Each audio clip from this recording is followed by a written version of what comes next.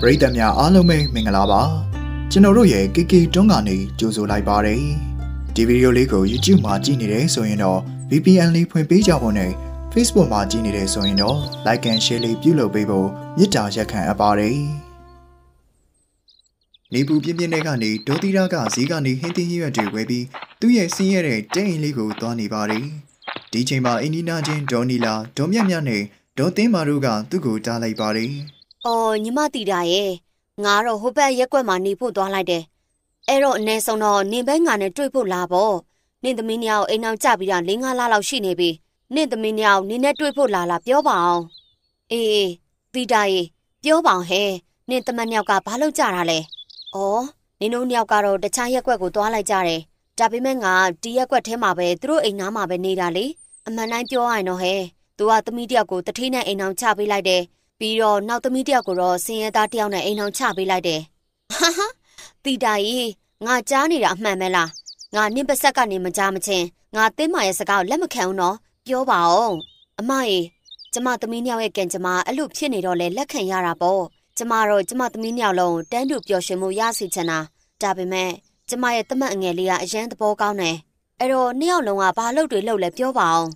အောင်ဟုတ်ပြောပြပါမယ်ဘာလို့အဲ့လောက်စိတ်မရှိရတာလဲကျမရဲ့တမတ်နှစ်ယောက်ထဲကကျမရဲ့တမတ်ကြီးကတော့လေအဲကွန်ရေခဲတက်တာနဲ့အဲကိုလာရောင်းတဲ့လုပ်ငန်းရှိတယ်ကုမ္ပဏီအကြီးကြီးရှိတယ်ငွေအများကြီးရှာတယ်ဒါပေမဲ့တမတ်အငယ်ကတော့မြေအိုးတွေလုပ်တဲ့အလုပ်ကိုလုပ်တယ်ဟဲတကယ်ပါပဲတီတာရဲ့နေ့ရဲ့တမတ်တယောက်ကတော့တဒေါင်းစားဖြစ်နေတယ်နေ့သမီးအငယ်တွေ့တာအဲ့ဒီမှာဘလို့နေလဲမသိဘူးနော်ဒီမှာလဲဆင်းရဲတဲ့တဲအိမ်မှာနေရတယ်ဟိုမှာလဲဆင်းရဲတဲ့တဲအိမ်ပဲနေရမှာပေါ့နေ့သမီးအကြီးရဲ့ကံကပိုးရောင်ကောင်းသေးတယ်အနည်းဆုံးတော့ तू ကအိမ်အကြီးကြီးနဲ့အဲကွန်းရှိရဲ့ခန်းထဲမှာနေရမှာပေါ့နော်ဟုတ်အဲ့ဒါတော့မှန်တယ် तू အရန်ပျော်နေတာအဲ့လောက်ပျော်နေတယ်ဆိုရင်နေ့သမက်စီမှာအဲကွန်းနဲ့ရေခဲတစ်တာလုပ်ငန်းရှိရဲ့လေနေ့အိမ်မှာလဲပို့ခန်းလိုက်ပေါ့ပြီးတော့နေ့အတွက်အဆင်ပြေငါတို့အတွက်လဲစဉ်းစားပေးပေါ့ဟဲ့ငါတို့အိမ်မှာလဲဈေးတက်တာနဲ့အဲကွန်းတစ်လုံးပို့ပေးပေါ့မဟုတ်ဘူးလားဟုတ်ကဲ့ပါကျမပြောကြည့်လိုက်မယ်ကဲငါတို့ခုသွားတော့မယ်နော်တကယ်လို့နေ့သမက်ကအဲကွန်းနဲ့မကူညီဘူးဆိုရင်နားလေလိုက်တော့သူဘလောက်ကစီးနေတယ်ဆိုတာဒီလိုပြောပြီးအင်ဒီနာချင်း၃ယောက်လုံးကအဲ့ဒီကနေထွက်သွားလိုက်ပါတယ်ဒေါ်တီတာကဒီစကားကိုနားထောင်ပြီးတော့မိသွားပါတယ်အင်ကိုရောက်တော့သူကထမင်းစားတဲ့အချိန်မှာအရန်ပူလွန်းတော့ရက်တောင်ခတ်ပြီးတော့ထမင်းစားပါတယ်အိုးဖေဟာရေအရန်ပူတာပဲအစားတော့မစားနိုင်တော့ဘူးတကယ်လို့များငါအိမ်မှာလဲအဲကိုနဲ့အဲကိုလာရှင်တိတ်ကောင်းမှာပဲဒါပေမဲ့ငါသမီးတယောက်ကတော့ပျော်ရွှင်နေရတဲ့အတွက်ငါဝမ်းသာပါတယ်ဒါကတော့ဆင်းရဲတဲ့ဒေါ်တီတာပဲဖြစ်ပါတယ်သူစီမှာသမီး2ယောက်ရှိပါတယ်သမီးအကြီးဖွေးဖွေးနဲ့သမီးငယ်တွေ့တာတို့ပါဖွေးဖွေးကချမ်းသာတွေတမတ်တယောက်နဲ့လက်ထပ်ခဲ့ပါတယ်သူစီမှာနေရာဒီသုံး electronic ပစ္စည်းတွေရောင်းတဲ့ကုမ္ပဏီအကြီးကြီးရှိပါတယ်သမီးငယ်ကတော့ဆင်းရဲတဲ့မြေအိုးမြေခွက်တွေပကံတွေလုပ်တဲ့ရန်နိုင်တဲ့အိမ်တောင်ကျသွားခဲ့တာပါချွေးမကြီးအရန်ပူတာပဲဟုတ်တယ်ချွေးမရဲ့ငါလက်ချောင်းကလည်းအရန်ခြောက်နေတယ်ရေနဲ့တော့ရေငတ်မပြေဘူးအမေနဲ့ဖေရေအမေတို့စိတ်မပူပါနဲ့ကျမတခုခုလုပ်ပေးပါမယ်ဒေတာကအိမ်မှာရှိတဲ့တံမြာသီးနှလုံးနဲ့တံမြာရည်ကိုခွက်အပြည့်ဖြော်လိုက်ပါတယ်ပြီးတော့သူ့ရောက်ကတိနဲ့ရောက်ခမတို့ကိုပေးလိုက်ပါတယ်အိမ်နောက်မှာအိမ်နီးနားချင်းအိမ်ကနေနွားချီကြောက်တွေယူလာပြီးအိမ်မှာမျက်တွေနဲ့ရွှွန့်တွေကိုရောဆက်ခါအိမ်ခေါင်မိုးပေါ်တက်ပြီးတော့နေပူရိတ်မှာခေါင်မိုးကိုတုပ်လိုက်ပါတယ်အိုးဖះရေကျမတို့ခြေတွေလက်တွေလောင်လာပြီးခေါင်မိုးပေါ်မှာအရန်ပူတာပဲအလုတ်ကိုမြင်မြန်လေးပြီးအောင်လုပ်ရမယ်နာနာကြီးနီးပါအလုပ်ကြိုးစားပြီးတဲ့နောက်တွေ့တာကခေါင်မိုးပေါ်ကနေဆင်းလာပါတယ်ဒီချိန်မှာရောက်ကတိကချွေးမကြီးမင်းအပေါ်တက်ပြီးဘာလုပ်နေတာတော့အဖေရေခေါင်မိုးကိုအေးဆန်လုပ်ဖို့အတွက်ကျမနွားချီနဲ့ရွှွန့်နေရောပြီးလိမ့်လိုက်တာပါ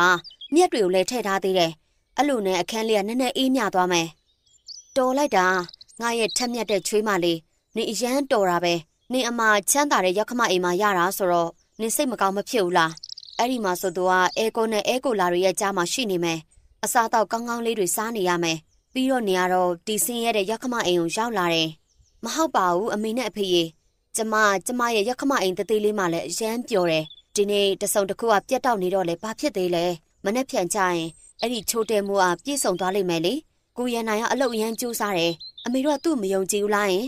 ချွေးမရဲ့အဲ့လိုမဟုတ်ပါဘူးကွယ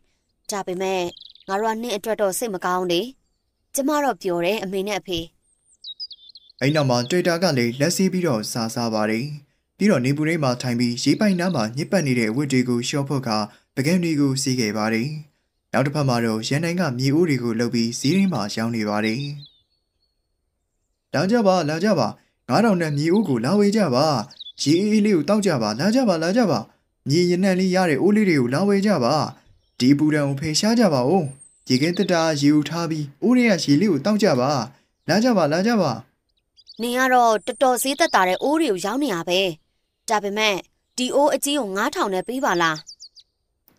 းအမကြီးအိုးကြီးက1000ရှိတယ်ဒီထဲမှာရေလီတာအများကြီးကိုထည့်လို့ရတယ်ဒီနွေရာသီမှာပဲကျွန်တော်တို့ကဝင်ငွေရှာရတာပ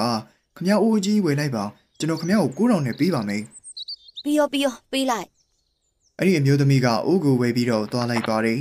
ကျန်းတဲ့ဝယ်သူတွေကလည်းသူ့စီကိုရောက်လာပါတယ်အဲ့ဒီချိန်မှာအဲကွန်ဖွင့်ထားတဲ့ဇင်ခံကားလေးကနေထွက်လာတဲ့တမတ်အကြီးတန်းထိုက်ကရန်နိုင်စီကိုသွားခဲ့ပါတယ်မင်းကလူတွေကိုရေခဲတက်တာမဝယ်နဲ့မြေအိုးဝဲလို့ပြောပြီးတော့စီးပွားရေးကောင်းကောင်းလုပ်နေတယ်ပေါ့မင်းရဲ့တန်ဖိုးမဲတဲ့အိုးကိုမင်းအကောင်းဆုံးရေခဲတက်တာနဲ့ဘယ်လိုနှိုင်းယှဉ်နိုင်ရတာလဲရေခဲတက်တာ10သိန်း15သိန်းလောက်တော့ရှိတယ်ဒါမဲ့အဲ့ဒီထဲမှာရေကိုခဲလို့ရတယ်ရေအေးလည်းရတယ်ဟင်းသီးဟင်းရွက်တွေလည်းမပြည့်စည်ဘူးငါမင်းတို့လိုစင်ရဲသားတွေရဲ့လှည့်ကွက်တွေအားလုံးကိုနားလေတယ်။အော်အကိုတန်းထားရေခမ ्या အထင်လွဲနေတာပါကျွန်တော်ပြောချင်တဲ့သဘောကတာမန်လူတွေကအိုးတွေပဲဝယ်နိုင်တယ်လေပြီးတော့ရေခဲတက်တာရေကိုတောက်ပြီးအခုလူတွေနေမကောင်းဖြစ်နေတယ်အပြင်ကနေအပူရှိန်ကြောင့်လူတွေကရေခဲတက်တာတွေကရေကိုတောက်ကြတယ်ဒါမဲ့တချို့အိမ်တွေရှိတယ်သူတို့ကကိုယ့်အိမ်မကိုရေခဲတက်တာရေကိုမတောက်ဘဲနဲ့မြေအိုးတွေကရေကိုပဲတောက်ကြတာပြီးတော့နေမကောင်းလည်းမဖြစ်ကြဘူးတော်ပြီငါ့ကိုလာရှင်းပြမနေနဲ့ဒီနွေရာသီမှာငါအလုပ်ကကောင်းလိမ့်မယ်ကြည့်နေလိုက်အားလုံးကအဲကွန်ကိုဝယ်ကြလိမ့်မယ်အဲကွန်ရေခဲတက်တာနဲ့အဲကူလာကိုဝယ်နေကြတယ်လေမင်းသိတယ်မလားအဲ့ဒါငါအလုပ်ပဲလေဒါမဲ့မင်းရဲ့ဒီ9000နဲ့အိုးတစ်လုံးနဲ့တောင်မင်းငါ့လိုလုပ်ငန်းတစ်ခုကိုစတင်နိုင်မှာမဟုတ်ပါဘူးအကိုရဲ့ကျွန်တော်ကအကိုနဲ့အတူအမေရဲ့ဘယ်တမက်ကပို့ပြီးဝင်ငွေရှာမလဲဆိုပြီးရှင်းပြနေတာမှမဟုတ်တာမင်းနဲ့နေပူထဲမှာရက်ပြီးစကားပြောနေတာငါပူလာပြီငါတော့ကိုယ့်ရဲ့အဲကွန်ဖွင့်ထားတဲ့ကားထဲမှာထိုင်ပြီးကုမ္ပဏီကိုသွားတော့မယ်တန်းထိုက်ကကောင်းပေါ်မှာထိုင်ပြီးတော့သွားလိုက်ပါတယ်ဒီလိုနဲ့နေရာဒီမှာနေရတွေကုန်းဆုံးနေခဲ့ပါတယ်ပြီးတော့ချမ်းသာတဲ့သမီးကအဲကွန်ရှိတဲ့အိမ်မှာအရင်ပျော်နေပါတယ်ကိုအခန်းထဲမှာထိုင်ပြီးစားတောက်ရတဲ့ပျော်ရွှင်မှုကအရင်ကောင်းတာပဲနော်ဘယ်ကိုမှသွားစရာမလိုဘယ်ကနေမှလာစရာမလိုအပြင်ကမားကတ်တွေသွားပြီးဘာလုပ်ရမှာလဲအိမ်မှာစားစရာတွေအကုန်လုံးရောက်လာတယ်လေချွေးမရေရော့နင်စတော်ဘယ်ရီရှိတ်တောက်ချင်ရမလားငါလှုပ်ထားတယ်တောက်လိုက်နော် thank you ပါမေဖွေးကစတော်ဘယ်ရီရှိတ်ကိုတောက်နေပါတယ်ဒီချိန်မှာဒေါ်တီရာကဖုန်းဆက်လာခဲ့ပါတယ်အဲ့ဒီချိန်မှာတန်းထိုက်ကလည်းအဲ့ဒီမှာပဲရှိနေပါတယ်ဖွေးအမေသမီးရေသမီးနေကောင်းလား။အော်ချမ်းသာတဲ့မိသားစုမှာလက်ထပ်ထားတယ်လေ။လုံးဝအဆင်ပြေတယ်။အမေပြောပါ။သမီးရေရက်နေလောက်တည်းသမီးကိုယ့်ရဲ့အသက်ကြီးပြီးနေမကောင်းဖြစ်နေတဲ့အမေစီလိုင်းတိတ်ကောင်းမှာပဲ။အမေမှရှိတဲ့3000နဲ့ဆေးဝယ်လာတယ်။ဆရာဝန်ကပြောတယ်အပူရှက်သွားတာတဲ့။အေးတဲ့နေရာမှာနေရမှာတဲ့။ဒါပေမဲ့အမေအိမ်မှာအဲကိုလာနဲ့အဲကွန်ဘာမှမရှိဘူးလေ။တမတ်ကြီးစီမှာကုမ္ပဏီကြီးရှိရမလား။အဲကွန်ရောက်တဲ့အလောက်ကန်ရှိတယ်ဆိုတော့ तू ကအဲ့မှာအဲကွန်ဒါမှမဟုတ်အဲကိုလာလေးတက်ပြီးတော်တော်ကောင်းမှာပဲအဲ့ဒါဆိုအမေရဲ့ကျမ်းမာရေးလည်းပြန်ကောင်းသွားလိမ့်မယ်ပြီးတော့အမေကိုပတ်စံလေးနည်းနည်းလောက်ပေးရင်အမေဆေးဝယ်လို့ရတာပေါ့သမီးသိရမလားသမီးရဲ့ညီမငယ်ကအရန်ဆင်းရဲတယ်အခုသူ့စီကနေတောင်းလိုက်ရင် तू ကသူ့အိမ်ရဲ့အသုံးစိတ်ကိုဘယ်လိုစီမံမလဲအမေရဲ့တလောက်ဇလန်းအရှိကြီးပြောနေမဲ့စားအစတွေကကိုယ့်ရဲ့ချမ်းသာတဲ့သမီးနဲ့တမက်ကိုကြည့်ပြီးတော့ပတ်စံတောင်းနေတာလို့ပြောလိုက်ပါလားအိမ်မှာအဲကွန်တက်ချင်တယ်လို့ပြောလိုက်ပြီးတာပဲ哦မဟုတ်ရင်အမေကဘာလို့ဖုန်းဆက်နေမှလဲအဲ့ဒါကြောင့်သမီးကိုတတိယနေရမလားဘာခမရဒါကြောင့်ခမရရဲ့ချမ်းသာတဲ့တမက်ကိုတတိယရတယ်ပေါ့ခမရတို့လိုစင်းရဲတဲ့လူတွေကဒီလိုပါပဲကိုအကျိုးအတွက်ပဲသူများတွေကိုတတိယရတယ်ဒါမဲ့ကျွန်တော်ရဲ့လုပ်ငန်းကိုခမရအပေါ်မှာဒီလိုမျိုးဖြုံးတီးလို့မရဘူးကျွန်တော်စီကနေဘာမှမရဘူးမဟုတ်ပါဘူးတမက်ကြီးရဲ့တကယ်နေမကောင်းနေတာပါပြီးတော့သမီးလေးကိုတကယ်တတိယနေရပါကွယ်အမေတယောက်တည်းအလုပ်မလုပ်နိုင်ဘူးသွေးပေါင်ချိန်ကြပြီးကောင်းတွေလည်းမူးနေလို့အမေသမီးစီကနေတော့အမေတပြားတစ်ချက်မှမရဘူးပြီးတော့သမီးကဒီလိုနွေရာသီမှာအမေအိမ်မှာလည်းမနေနိုင်ပါဘူးသမီးဖုန်းချလိုက်တော့မယ်ဖုန်းချသွားတာနဲ့ဒေါ်တီသားရဲ့မျက်လုံးထဲမှာမျက်ရည်တွေဝဲလာခဲ့ပါတယ်သူကသူတို့အိမ်နီးနားချင်းပြောတဲ့စကားကိုမှတ်မိလာခဲ့ပါတယ်နောက်နေ့မှာသူ့အခြေအနေကဆိုးရွားလာခဲ့ပါတယ်အိမ်နီးနားချင်းကဒေါ်သင်းမာကခေါင်းပေါ်မှာရေအေးပတ်တီးကိုပတ်ပေးပါတယ်ပြီးတဲ့နောက်မှာဒေါ်တီသားကသူ့ရဲ့စင်းရဲတဲ့သမီးကိုဖုန်းဆက်လိုက်ပါတယ် ကျမ်းမာရေးမကောင်းဘူးဆိုတဲ့သတင်းကိုကြားတော့သမီးနဲ့အတူတမက်ကလည်းချက်ချင်းပဲလိုက်လာခဲ့ပါတယ်အမေဘာဖြစ်တာလဲအမေကဒီလောက်နေမကောင်းဖြစ်နေတာပြီးတော့ဒီလောက်နောက်ကျမှပြောပြရတယ်လို့အစကတည်းကပြောပြသင့်တယ်လေဟုတ်တယ်အမေရဲ့အမေအဲ့လိုမလုပ်သင့်ဘူးကိုလည်းကြည့်ပါအမေရဲ့အမေရဲ့အိမ်မှာရေခဲတက်တာရှိရလေဘယ်ရောက်သွားရလဲနင်တို့နှစ်ယောက်ရဲ့မင်္ဂလာဆောင်တွေအကျွေးကိုဆက်ဖို့ငါရောင်းလိုက်တာအမေကဘလို့အခြေအနေဖြစ်နေတာလဲအိမ်မှာတောက်ဖို့အတွက်ရေအေးလေးတောင်မရှိဘူးအဲကူလာလည်းမရှိဘူးဒီလိုအခြေအနေမျိုးမှာအပူဒဏ်ကိုခံရမှာပေါ့တွေ့တာရင်မင်းအမေကိုဂရုစိုက်လိုက်ပါငါဆိုင်ကနေမြေဦးယူလာခဲ့မယ်ပြီးတော့စီးလဲကုန်နေတယ်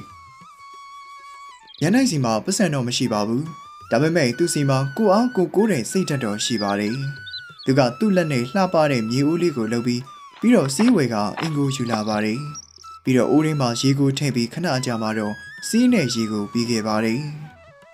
ကျေးဇူးပါတမတ်လေးရဲ့တမတ်လေးကအရန်သဘောကောင်းတာပဲတွေ့တာနဲ့ပဲစကားပြောဖြစ်တာ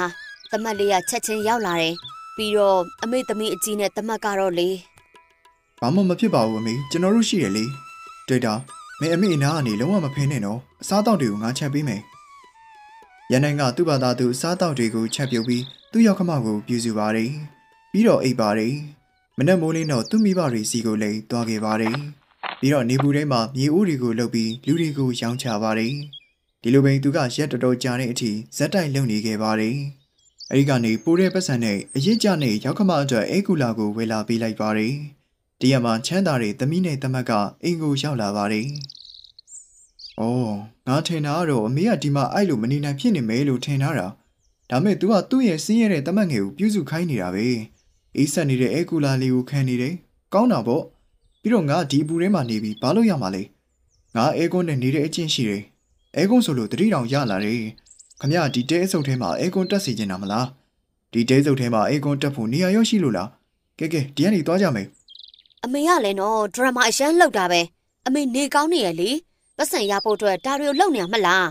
ခဏလေးသမီးငါအများကြီးနားထောင်ပြီးသွားပြီငါလည်းနင်တို့နှစ်ယောက်ကိုအရန်တားချင်နေမှာမဟုတ်ဘူးတီးကနေထွက်သွားလိုက်တော့ကိုအလှကိုပဲကျူးဆိုင်ကြပါနင်တို့အတွက်ဆက်ဆံရေးရအရေးပါတာမှမဟုတ်တာတကယ်တမ်းတော့လေငါနေမကောင်းဖြစ်နေတော့ဘာမှမရှိတဲ့သူတွေကပဲငါ့ကိုထောက်ပံ့ခဲ့တာပြီးတော့အရာအားလုံးရှိတဲ့သူတွေကတော့ငါ့ကိုမတက်ရက်ပြီးစူပူကျိမ်းမောင်းနေကြတယ်အဲ့ဒါကြောင့်နင်တို့ညောက်တီးကနေထွက်သွားလိုက်တာပိုကောင်းမယ်ရောက်ခမရဲ့စကားကိုကြားပြီးနောက်ချမ်းသာတဲ့တမက်နဲ့သမီးကဒေါသတကြီးနဲ့ပစံရဲ့မာနနဲ့အဲ့ဒီကနေထွက်သွားလိုက်ပါတယ်ဒေါသီရာကတွေ့တာတို့လင်မယားနှစ်ယောက်လုံးကိုပွေဖက်ပြီးအရန်ကိုဂုဏ်ယူနေပါတယ်ဒေါသီရာလုံးဝหนีကောင်းသွားတဲ့အခါမှာတော့တွေ့တာနဲ့ရန်နိုင်တို့နှစ်ယောက်လုံးကိုယ့်အိမ်ကိုသွားပြီးပျော်ရွှင်စွာနဲ့ပဲနေထိုင်သွားကြပါတယ်ဒီဗီဒီယိုလေးကိုကြိုက်နေတဲ့တဲ့ဆိုရင်တော့ကျွန်တော်တို့ရဲ့ channel လေးကို like လုပ်ပြီး subscribe လုပ်ပေးခဲ့ပါဦးနော်